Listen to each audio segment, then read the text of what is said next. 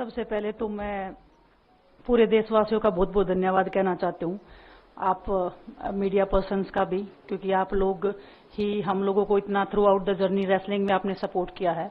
तो मैं उम्मीद करती हूँ कि मैं आपकी उम्मीदों पे खरा उतरूँ बिल्कुल। और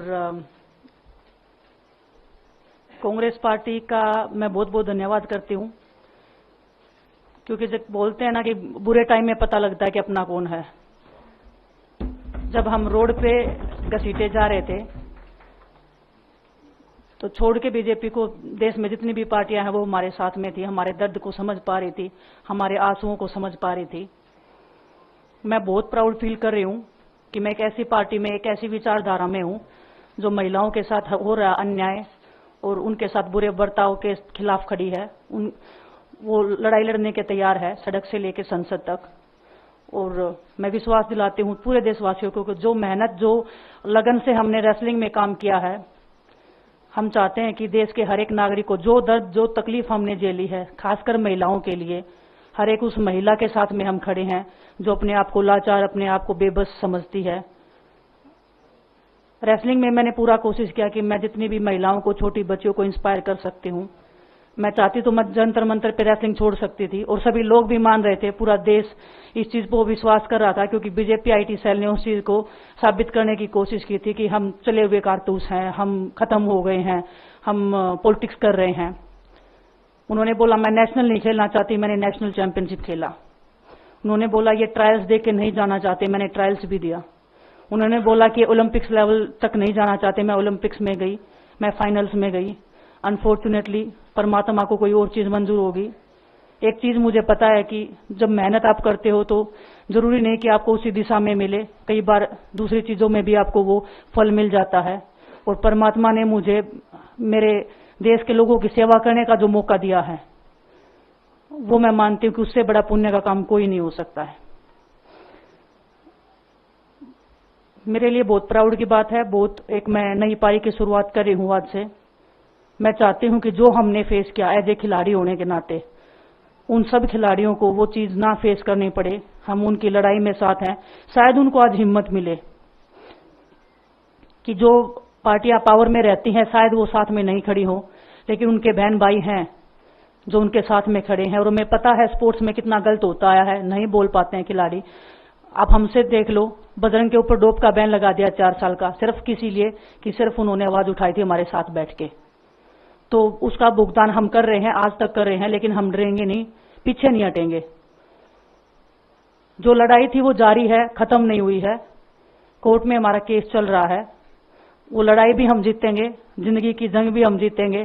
खेल में जैसे हमने कभी हार नहीं मानी है, तो हम इस नए प्लेटफॉर्म पे जो आ रहे हैं, देश की सेवा का भाव, और सिर्फ बोलने तक सीमित नहीं रहेगा। ये हम दिल से हमने खेल किया है और दिल से हम ये काम करेंगे, जी जान से मेहनत करेंगे, अपने लोगों के बीच में रहेंगे। जो भी हम अपने लोगों का भला कर सकते हैं, चाहे कितना ही % हमारे हाथ में होगा, वो हम करने की कोशिश करेंगे।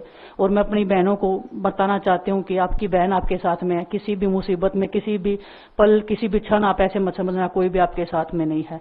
जब कोई नहीं खड़ा होगा तो मैं आपके साथ में जरूर खड़ी रहूंगी, कांग्रेस पार्टी आपके साथ में जरूर खड़ी रहेगी। ये हमने फील किया था, और मैं वादे से कह सकती हूँ, दावे से कह सकती हूँ कि बिल्कुल आपके साथ भी खड़े रहेंगे।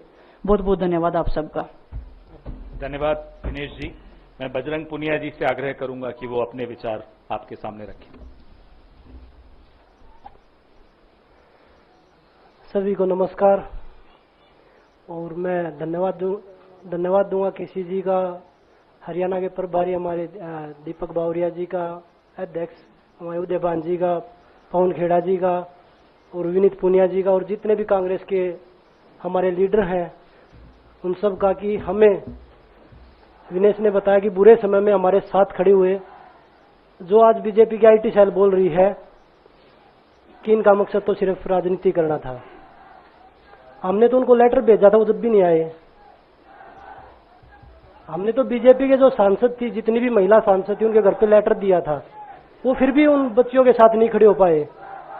कांग्रेस पार्टी तो बिना कुछ हमने इनको बताया, ये वहां पे हमारे साथ खड़े हुए। तो देश की बेटियों की जो आवाज उठाई उसका भुगतान हम कर रहे हैं। लेकिन ये चीज हमें पता लग गई कि जो अत्याचार बेटियों पे हुआ जंतर मंतर पे, उसके साथ सिर्फ बीजेपी पार्टी खड़ी हुई और सभी पार्टी हमारे साथ खड़ी थी। और जो भी आज हम इस पे कांग्रेस पार्टी में आए हैं, मैं धन्यवाद देता हूं सभी का। हम अपनी पूरी मेहनत, जितनी हमने कुश्ती में मेहनत की है, जितनी हमें किसान आंदोलन में मेहनत करी है, जितना अग्निपथ योजना के टाइम पे मेहनत करी है और बेटियों के आंदोलन में मेहनत करी है, ऐसे ही मेहनत करेंगे और कांग्रेस पार्टी को भी मजबूत करेंगे और देश को भी मजबूत करेंगे और ग्राउंड पे रह के काम करेंगे। जैसे रेसलिंग में बचपन से 7-8 साल की उम्र में लगे थे, जब ये पता नहीं था कि हम ओलंपिक मेडल जीतेंगे, लेकिन धीरे धीरे आगे बढ़ते गए, मेहनत करते गए और वो मुकाम हमें मिला, क्योंकि ओलंपिक से बड़ा कोई भी प्लेटफॉर्म नहीं होता।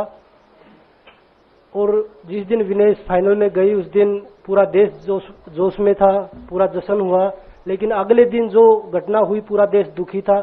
लेकिन कुछ आईटी सेल थी जो पूरा देश में जश्न मना रही थी, तो ये देश के लिए बड़े दुख की बात है। और पूरे देश को सोचना चाहिए कि आप किन लोगों को सपोर्ट कर रहे हैं। जो देश में खिलाड़ियों के साथ, महिलाओं के साथ, किसानों के साथ, जवानों के साथ जो अत्याचार कर रहे हैं, आप उन लोगों को सपोर्ट कर रहे हैं। तो मैं यही बोलूंगा कि हम मिलके मजबूती से लड़ेंगे और जो संघर्ष की लड़ाई, उसमें हम हमेशा कांग्रेस के साथ खड़े रहेंगे। और जो विनेश ने बोला कि हम हर जो महिला, जो बेटियां, देश की बेटियां हैं जिनके साथ अत्याचार होता है, हम उनकी आवाज हमेशा उठाते रहेंगे। सभी का धन्यवाद। धन्यवाद बजरंग जी। अब कार्यक्रम को हम यहीं समाप्त करेंगे, सवाल नहीं ले पाएंगे क्योंकि बहुत सारी बैठकें हैं। वेणुगोपाल जी को भी जाना है, बजरंग जी को भी, विनेश जी को भी, दीपक जी को भी। अच्छा, एक एक करके फोर क्वेश्चन बोलिए।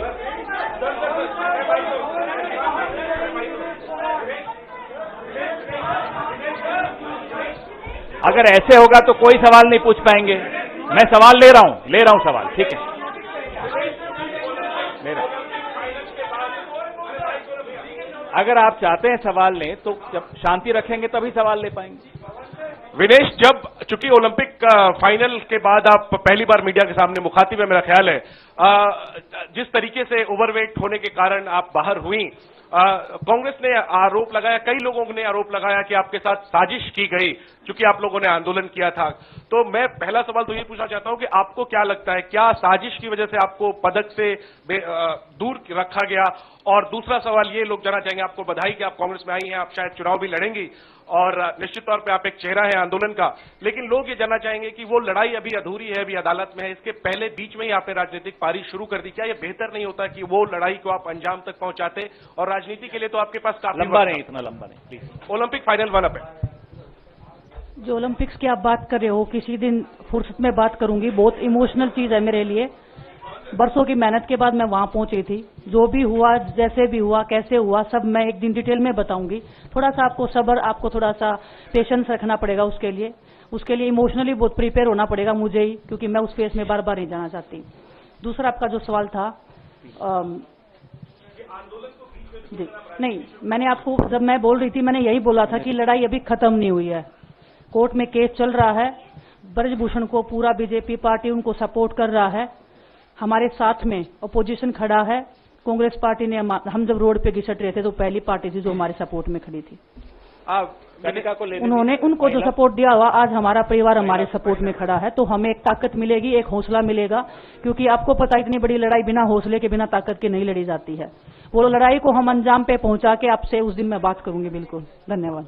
तो विनेश जी और बजरंग जी, मेरा आपसे सवाल है, क्योंकि आप कांग्रेस पार्टी में शामिल हो चुके हैं, लगातार ये खबरें चल रही हैं कि आप लोग चुनाव लड़ना चाहते हैं। क्या आप लोग कांग्रेस पार्टी के टिकटों पे चुनाव लड़ना चाहते हैं? और क्या विनेश जी, आप अपनी चुनावी पारी की शुरुआत इस चुनाव से करेंगी? अब कांग्रेस में आई है तो फिर और किसी टिकट पे थोड़ा ही जाएंगे। कांग्रेस पार्टी टिकट सीसी में डिसाइड करना चाहिए। आ रहा माइक वहां। पवन जी, एक सवाल इधर से। पवन जी, आ रहा है, वहां भी आ रहा है। अरे पूछ रहे हो विनेश जी, 2 सीट आगे जो कयास लग रहे हैं वो 2 सीटों पर लग रहे हैं, एक जुलाना और एक चरखी दादरी। विनेश जी, अगर इन 2 सीटों में से ये सवाल आपको शाम को कल जब भी टिकट्स आएंगे तब कर लीजिएगा। विनेश जी, मायका या ससुराल किसको चुनेंगे आप? हाँ? मायका या ससुराल, दोनों सीटें आपके लिए कही जा रही है। दोनों एक मेरी जन्मभूमि है, एक मेरी कर्म भूमि है, धन्यवाद, दोनों मेरे thank लिए you। बहुत जरूरी है।